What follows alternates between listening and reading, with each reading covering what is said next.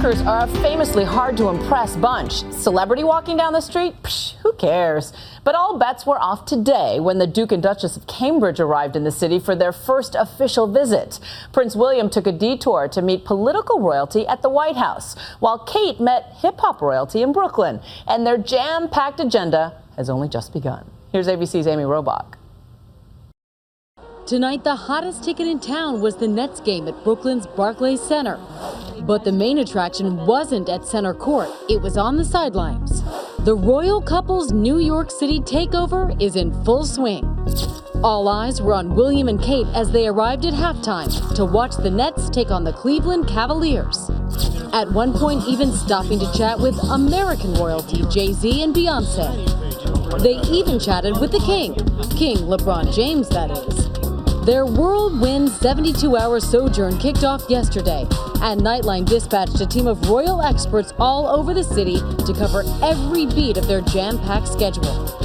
The couple flew across the pond on a commercial British Airways flight, later on arriving at their royal palace away from home here at New York's Carlisle Hotel. This morning, the couple had different items on the agenda.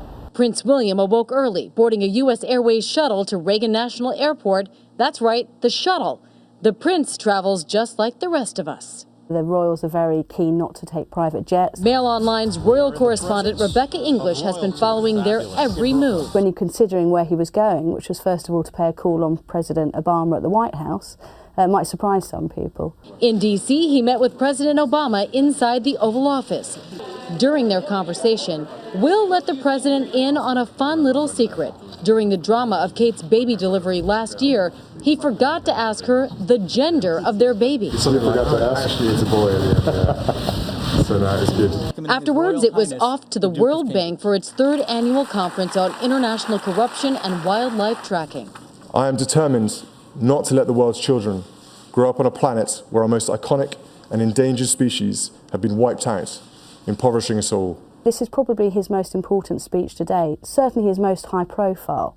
Back in Manhattan, Kate started her day in Harlem, accompanied by New York City's First Lady Chirlane McCray, visiting a youth development center, where fans of all sizes were waiting to meet Kate.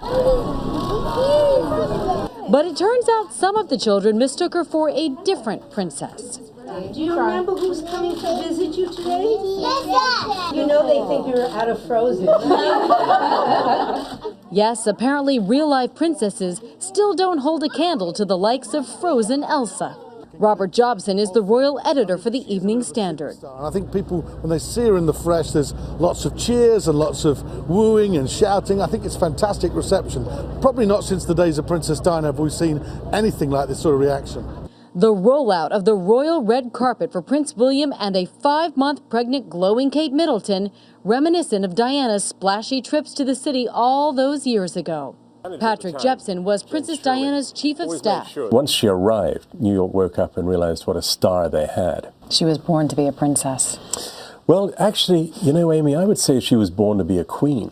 Diana famously changed the perception of AIDS at a Harlem hospital nearly 25 years ago. There were some very poignant moments on that first trip, most notably, I would think, holding that baby, holding that child who had AIDS. Just a simple gesture, just by picking up a baby, hugging it.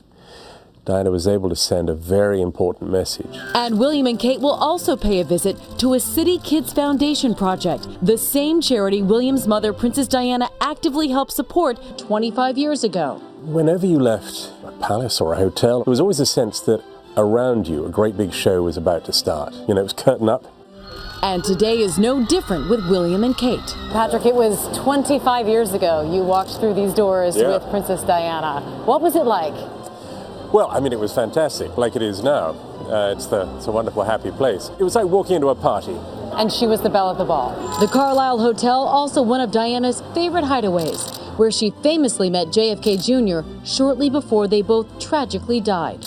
He was setting up his magazine, George, and he asked the princess to be on the cover of the first issue. And she said, well, John, that's a very big honor, but really what I'd like to do is be on the cover of your 50th issue.